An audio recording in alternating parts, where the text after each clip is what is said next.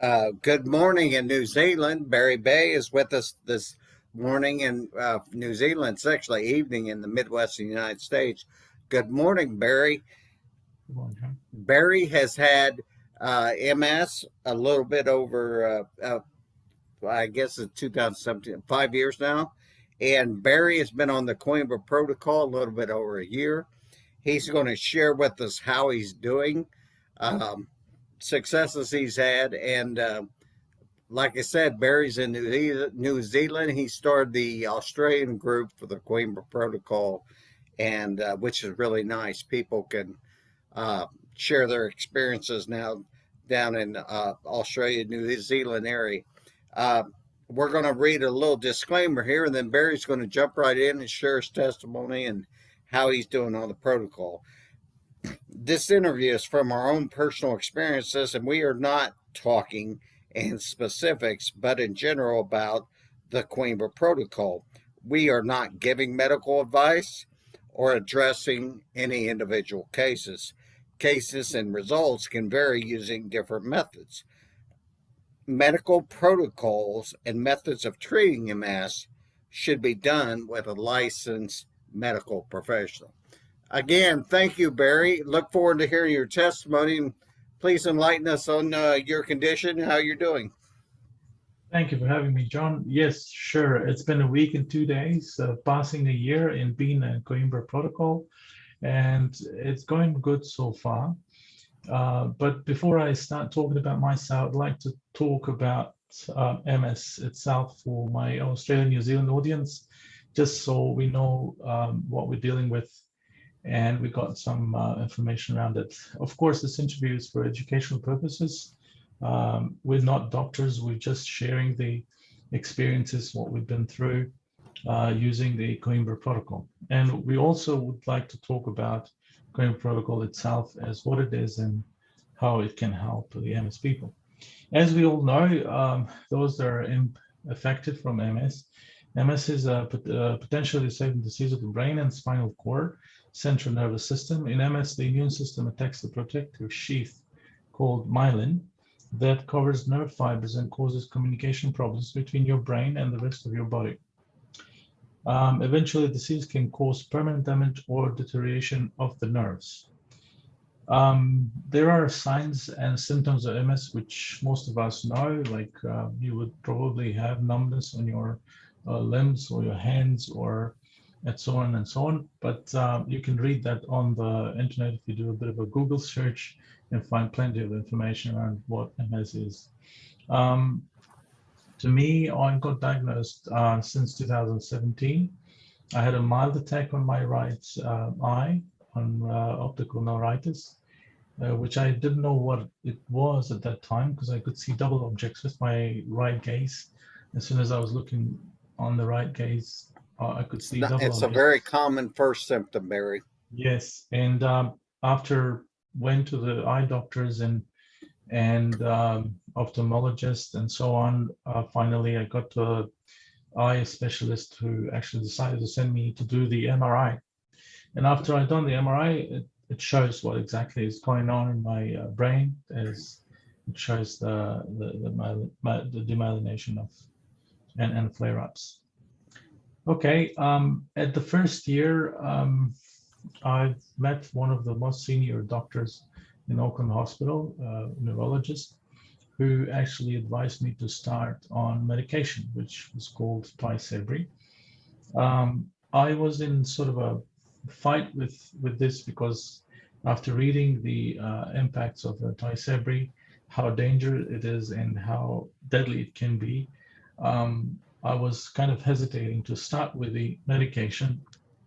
But after a year, I did another MRI and I could see the progress has happened and in my spinal cord and my brain, and I decided to start the treatment.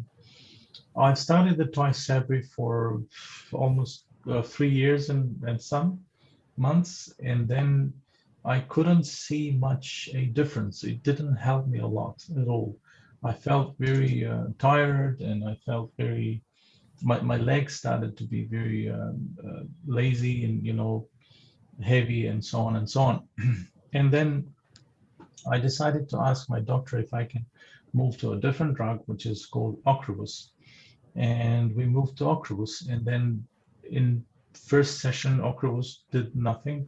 In the second session, did even worse, actually. I felt even worse because Ocrevus is taken every 6 months compared to Tysabri, which is taken every 6 weeks.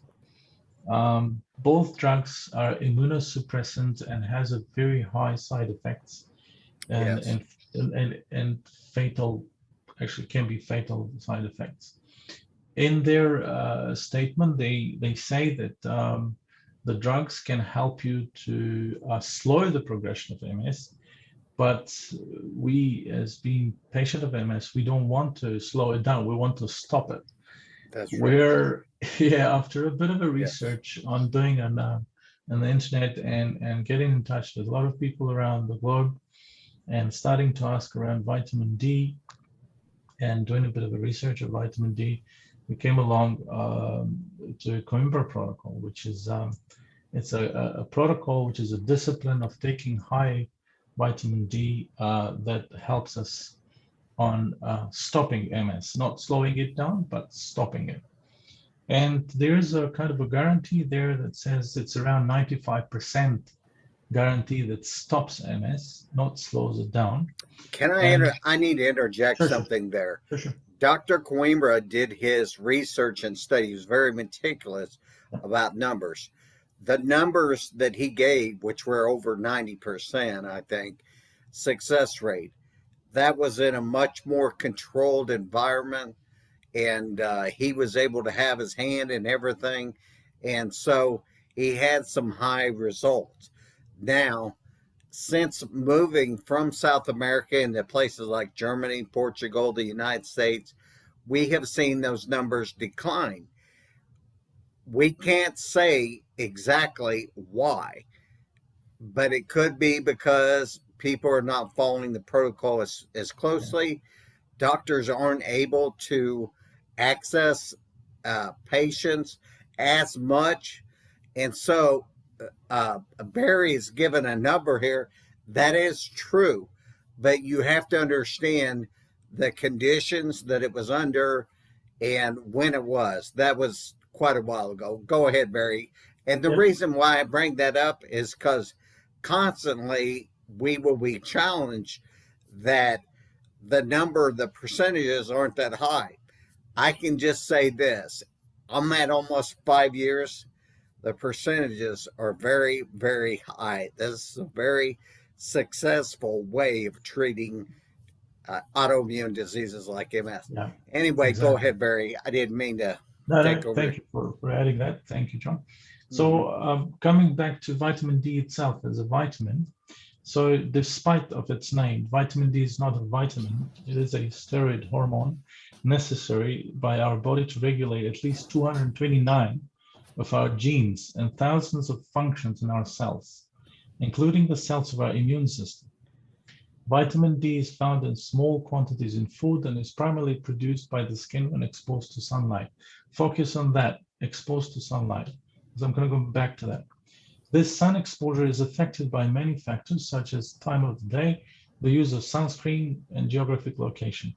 It has been correlated that areas further from the equator have increased incidence of autoimmune conditions, especially with multiple sclerosis Yes. or MS. This actually is taken from the website called coimbraprotocol.com. I'm just reading this because it's very interesting to share it with the audience because it gives you some highlights here. It says exposed to sunlight. So that means if you're exposed to sunlight for 20 to 25 minutes, according to Coimbra Protocol, he says that you can take around 10,000 of vitamin D absorbed in your body. But if you stay longer, you can basically see the damaged skin. So be careful around that, I would say. There's something I Uh, need to interject there too. The recommended daily allowance of vitamin D in the United States is like 600 per day, 600 IU, international units. If you were to go out and expose 80% of your sun to the noonday sun in summer, you may absorb as much as 15,000 IU of vitamin D. You Yes. don't, if you're only in the sun for 20 or 30 minutes, you don't get sick, you don't get skin cancer, Yeah. you'll be fine. So we know that the recommended daily allowance is Yeah. not correct.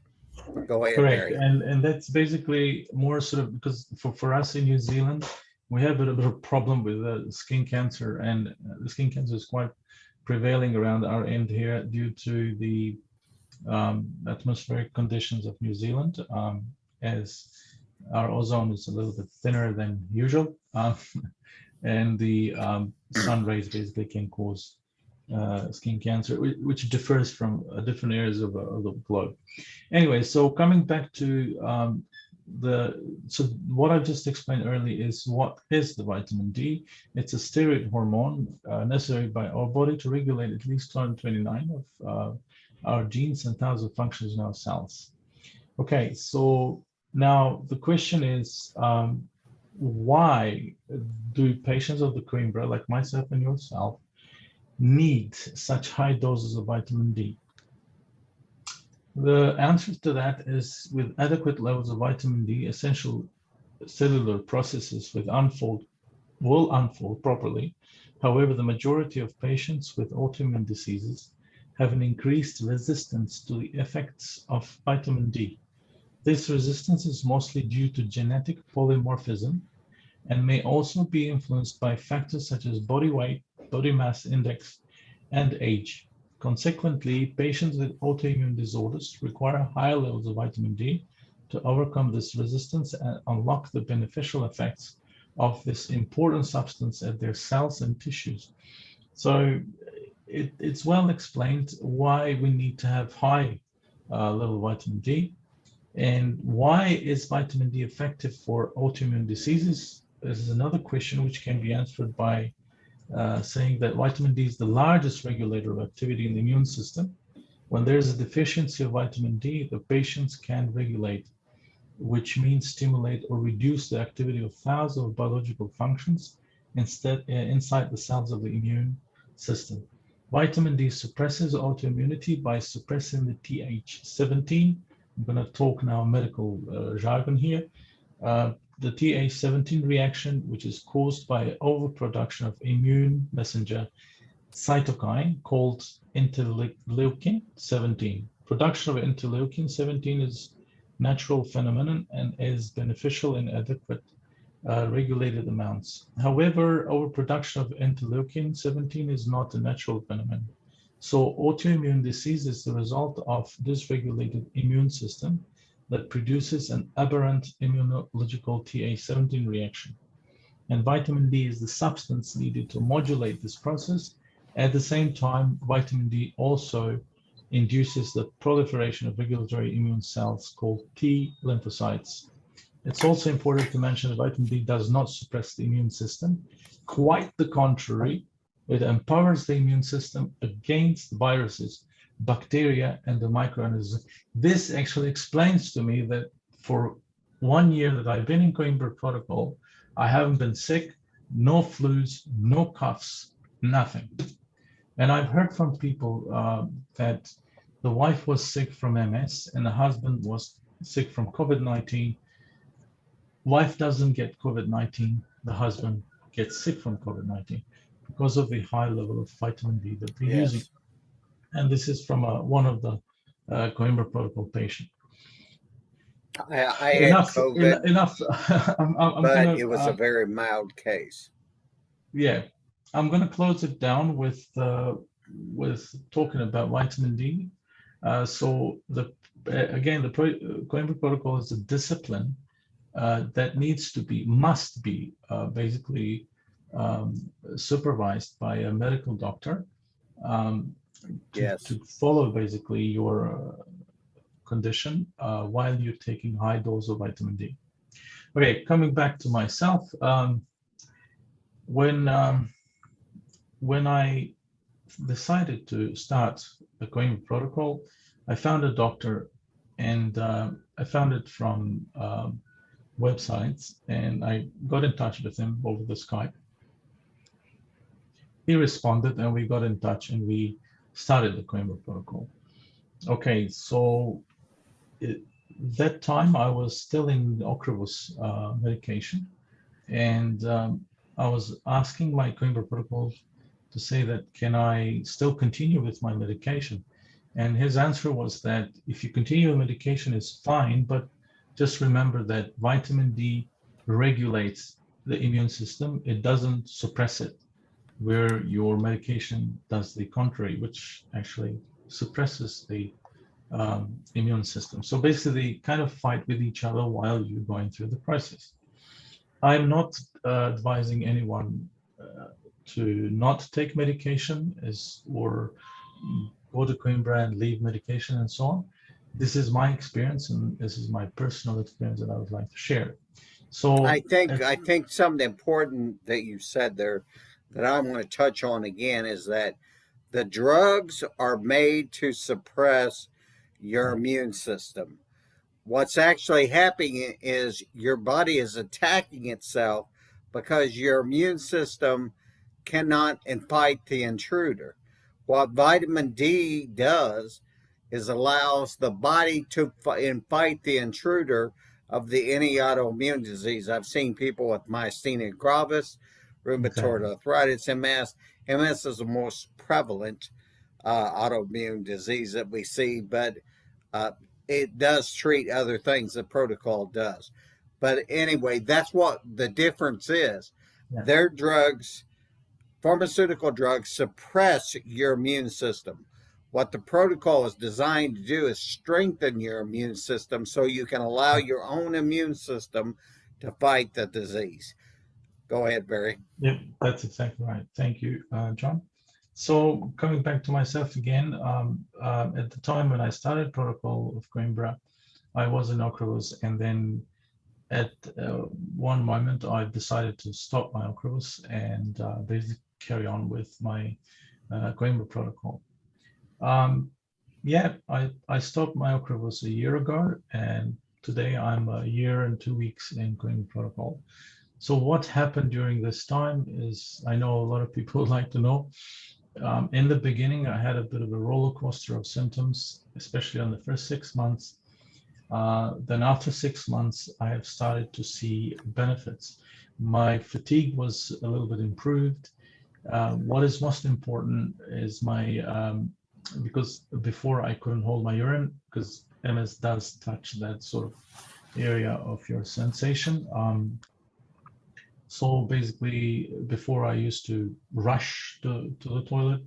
Now I don't have that problem. After a year, my symptom of having a rush on urination has disappeared, and I don't have that problem anymore. Basically, which is a great success. Of course, I do have to go because being part of a Coimbra protocol, you need to, because you're taking a lot of vitamin D, you need to take a lot of water as well. So it's around 2.5 liters of water I drink every day, which is Yes. part of the discipline that we need to respect. That symptom has gone away, which is great. I Do you have a also, problem drinking all the water? Has that been an issue for you at all? no, not at all. I drink it little by little. So, like for example, in the morning I drink a bit, and then afternoon I drink another bit, and so on. By the end of the day, I see there's no water anymore. So I finished because I went and purchased a bottle which is 2.5 liters exact. So I don't need to fill the bottles and so on. So yeah, it's been great. I've got used to it. I'm not having any issues drinking the water. Because being in protocol, you need to restrict dairy foods because they're in high calcium, and you need to restrict nuts. For example, walnuts, walnuts, hazelnuts, or any nuts or almonds that have almonds. I really like almonds. I really like, I mean, nuts in general, but Yeah, I you like have to, nuts. you have to Yeah. stop them because they do contain quite high calcium. I And have something to interject again. I've known Barry for quite a few months or a year, and I can say this: the protocol does not guarantee you'll get things back. mm, Okay, Barry talked about some things he'd gotten back or saw to get better. I too got my mind back and my speech back. Um, I didn't get everything back. But Barry has got things back, and I'm going to say this so everybody else can hear it too. I can see a difference in Barry in 2 months, Yeah, and it's in his countenance. What you notice a lot about people as they're getting better is their countenance and their smile. yeah, People smile more because they feel good. You yeah, do. of You course. just you Yeah, feel so good that's right. that you That's can't so help but right. smile. Yeah, Go ahead, Barry.